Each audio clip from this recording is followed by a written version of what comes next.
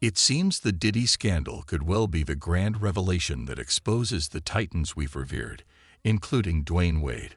You may have caught wind of the whispers about Dwyane's secretive life, yet rumors suggest he's played the game as hard as Diddy himself. Insiders claim that for years, Dwyane has thrown raucous gatherings with his crew in a squalid apartment far from his primary residence, and this Diddy debacle might just dredge up old skeletons. Dwyane Wade, as we all recognize, is married to the famed actress Gabrielle Union and enjoys a celebrity status on par with his wife. However, with Diddy now embroiled in multiple lawsuits from various accusers, chatter about his notorious parties has intensified. Curiously enough, fans have noted these wild events bear a striking resemblance to the alleged soirees Dwyane Wade once hosted. This connection surfaced when rumors swirled about his soon-to-be ex-wife, Dwyane, losing control and smashing his MVP trophy with a baseball bat. This incident sparked fears of a flood of scandalous rumors, but amid this, Dwyane's former business associate stepped forward to shed light on Wade's hidden escapades. According to Von Hallman, Wade had utilized an apartment to hold secretive parties with his entourage throughout his marriage, indulging occasionally in some puff-puff pass. He described it as a 4-bedroom unit on the first floor of a high-rise. A call from his cleaning crew led him there, only to find the place in utter disarray, trashed and filthy, evidently a frequent sight of their wild parties, hosted thrice weekly and crowded with rappers, Dwyane's circle, and women met in clubs. Vaughn recounted floors littered with remnants of the night before, beds clearly used for escapades, and tables strewn with empty bottles and decaying food. He emphasized that these gatherings weren't for the unsophisticated. Numerous high-profile figures graced these events. One of the more salacious details from Vaughn's revelations was his claim of Dwyane's infidelity with Gabrielle Union, who supposedly frequented these gatherings. At that time, Gabrielle was known more for her divisive statements, though Vaughn's accusations, possibly fueled by the bitterness of divorce, seemed credible to many. Recently unsealed court documents from Radar Online have Dwyane disclosing how Dwyane revealed his darker nature soon after their marriage on May 18, 2002. She had always known him to be temperamental and occasionally violent, but once they relocated from her mother's residence to their own apartment with their newborn son, the severity of his outbursts escalated. This was merely the tip of the iceberg of the domestic abuse she would endure. As fame got to his head, Dwyane allegedly grew increasingly abusive towards her and their son. With his rising income came greater arrogance and entitlement. Dwyane started demeaning her more frequently, throwing objects, striking her, seizing her finances, and even evicting her from their home as a means to dominate and control her, forming a pattern in his abusive behavior. He would confine her in rooms, threaten to take away her children, and intimidate her with his connections to the judiciary, claiming he could snatch her children whenever he wished. This torment continued for years. Strikingly, Dwyane's accounts echo the accusations Cassie leveled against Diddy. Let's delve into P. Diddy and Cassie's tumultuous history. For the uninitiated, John P. Diddy Combs is not just a media mogul, but a formidable force in the industry. Cassie, known for her hit Me and You, met Diddy in 2005. Amid their turbulent relationship, she supported him through dark times, as referenced in her heartfelt acknowledgments. However, she accuses him of sexual assault, threats, physical abuse, and attempts to silence her. Now she's taking legal action against him and all his associated enterprises. Similarly, Dwyane disclosed that Dwyane had influenced her attorney with a substantial sum, pushing her to agree to a settlement she never consented to. This arrangement awarded her their marital home in Illinois, though it mandated her to refinance the mortgage. Moreover, the speculation around Dwyane's closeted lifestyle began with rapper Boosie Badass, amidst the public revelation about Dwyane's daughter Zaya's transition, which Dwyane supports wholeheartedly. Boosie controversially suggested that Zaya's transition was merely a projection of Dwyane's own suppressed desires. He publicly admonished, "Don't cut him off. If he's going to be gay, let him be gay.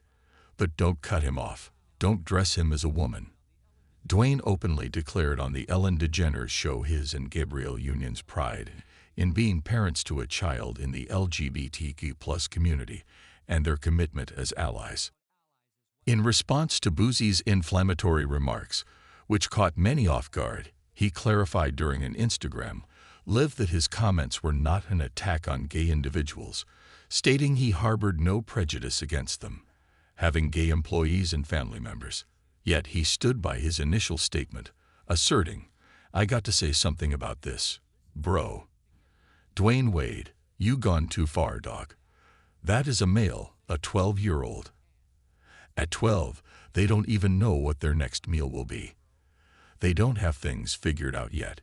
He might meet a woman, anything at 16, and fall in love with her, but his manhood will be gone." Gabrielle Union responded to Boosie's tirade, suggesting his obsession might reflect his own uncertainties about his sexual identity. This spurred further exchanges between them, with Boosie retorting on Twitter that his affection for women was well known, insinuating Dwyane's preferences were not as straightforward. He remarked, "Lol, the whole world knows I love women. And the world knows your husband loves men. I hope you don't consider yourselves a power couple." They don't. I've avoided discussing all in interviews, and yet here you go. Go bang him with that. And wait on a script, you little white girl woman. You better leave me alone. How dare you challenge a ghetto hero's manhood? You're wrong. Sam, I don't have the time for this. I'm trying to have peace in my life and stay alive. The rapper continued his enduring feud with Gabrielle Union and D. Wade during his recent appearance on Vlad TV. Boosie labeled the actress a hypocrite over her remarks about him, stating, "I'm one of the people who stand by this in the industry, one of the people who stand by this. So for her to say that, it makes her a hypocrite too. Yeah, you don't want anybody talking about what happens in those situations, but you're saying someone's got on their mind. So if you do got on your mind, you feel some type of way about them." The rapper argued that Gabrielle Union shouldn't have criticized him for his views, since she herself is an advocate for gay rights. This didn't reflect well on her.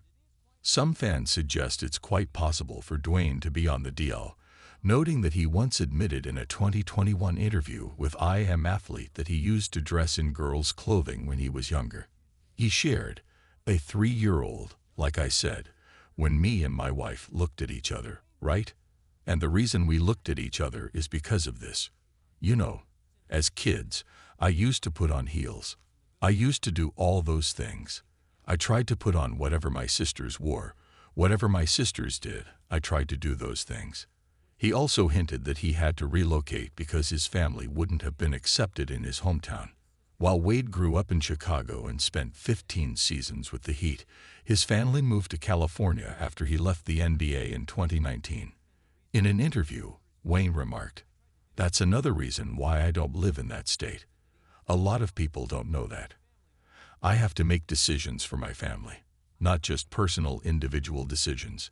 I mean, obviously, the taxes are great. Having Wade County is great, but my family would not be accepted or feel comfortable there." Jaguar Wright, an industry insider for years, is now exposing the alleged sinister intentions of Dwyane Wade.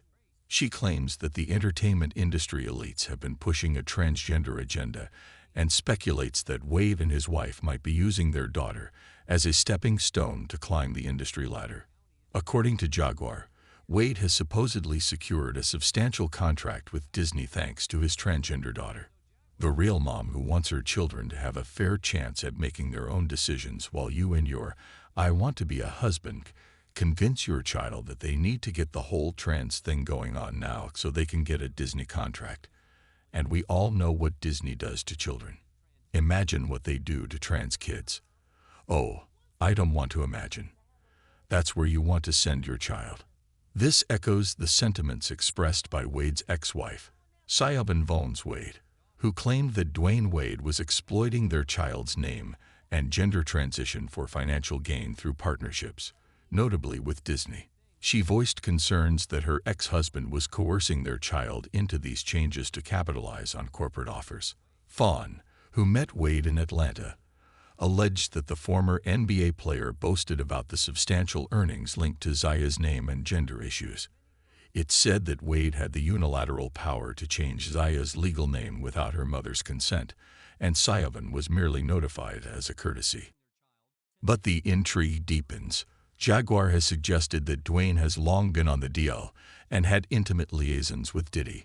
While Wade has remained silent on Diddy's current legal troubles, Jaguar claims that Diddy possesses considerable video evidence of Wade's escapades at his gatherings.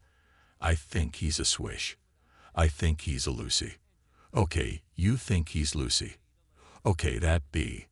Wears too many colors. He crosses his legs. A lot of colors too, Dennis Rodman wore a lot of colors too. Dennis Rodman is a freak. There's a difference. About a month ago, Diddy's properties in Miami and Los Angeles were raided by Homeland Security. Sources unnamed but credible suggest that federal officials in Manhattan have interviewed several individuals linked to allegations of sexual assault and the solicitation and distribution of illicit substances. Homeland Security investigations confirmed that they conducted law enforcement actions as part of an ongoing investigation, aided by HSI Los Angeles, HSI Miami, and local law enforcement partners. This development has sent shockwaves through the industry regarding a string of ASA-related cases. Yesterday, federal agents also searched 2 of Diddy's properties as part of a probe into alleged sex and drug trafficking. Jaguar Wright disclosed that on the day of the raid, she was contacted by influential individuals seeking her insights on Diddy. Rumors abound that she divulged comprehensive details about Diddy's operations. Known for her outspoken nature, Jaguar has been one of the few celebrities openly discussing Diddy's alleged agendas at a time when common sense might advise caution. However, many of Diddy's close associates, like Jay-Z, have remained notably silent during this unfolding drama, leaving Diddy to fend for himself. Jaguar asserted that the media had not fully reported the extent of the raids. Contrary to public knowledge, she claimed that Diddy's New York residence was also targeted that day, suggesting that the authorities might have wanted to keep their visit under wraps. Her contacts in the armed forces indicated that the officers involved in the raid were not informed they were headed to Diddy's mansions, a move possibly designed to prevent leaks given Diddy's extensive network. Sources claim that the authorities intended to arrest Diddy immediately following the raid, but he had already vacated the premises. Jaguar believes that since Rodney's lawsuit, Diddy had prepared an escape strategy, leaving his sons to manage the aftermath. Cops didn't know it was Diddy's house over there in Beverly Hills, around the corner from the Playboy Mansion. They didn't know until they saw the kids anyway. She maintained that Diddy was forewarned about the raid through his connections, despite efforts to keep it secret. Additionally, Jaguar noted that Diddy was aware of the allegations Cassie had made in her lawsuit, but had ignored them due to his arrogance. Jen Deal, Diddy's former bodyguard, revealed that Diddy's legal team could have intervened to stop the lawsuit, but allegedly received no directives from Diddy. In a discussion with The Art of Dialogue, Deal expressed his readiness to testify about Diddy's interactions with Kim Porter. Even if they call me about the A with Kim, if they say, "Yo Jen, did you see him beat Kim?" I'll say, on that particular case, no. Have I seen him rough her up and use the pillow? He likes to play fight and hurt girls while he play fights. Have I seen him do that? Yeah, I've seen him doing that. Deal emphasized that he would have no reservations about repeating his online statements in court, confident in his testimony about the incidents he witnessed involving Kim. I have no problem sitting in a court of law doing my due diligence and testifying on stuff I already spoke of on the internet when I talked about him assaulting Kim and when she had to cut his wrist to get him off her. I will tell what I saw when I went to the hospital. I don't care what nobody says. I don't care what nobody thinks. He also referenced the Money, Power, Respect song by The Lox, DMX, and Lil Kim, sending a pointed message to Diddy. You got your respect in the street that gave you your power. that brought you your money. Totally different thing. He let that money, power, and respect go to his head, but he had it backwards. So do I care what happens? He's got enough money to buy his way out of this, so we think. Supporting Deal's claims, Jaguar highlighted that Diddy has remained robust and healthy, unlike many of his contemporaries from Uptown Records who have either died or faced grave misfortunes. Uptown Records from the very beginning is gone, just him. Fans speculate that Diddy's decision to document the infamous gatherings was a calculated move, done with the foresight that when the elite grow weary of LeBron James, he too will be publicly scrutinized. Diddy, however, had safeguarded himself by recording these events. I will give Diddy some credit.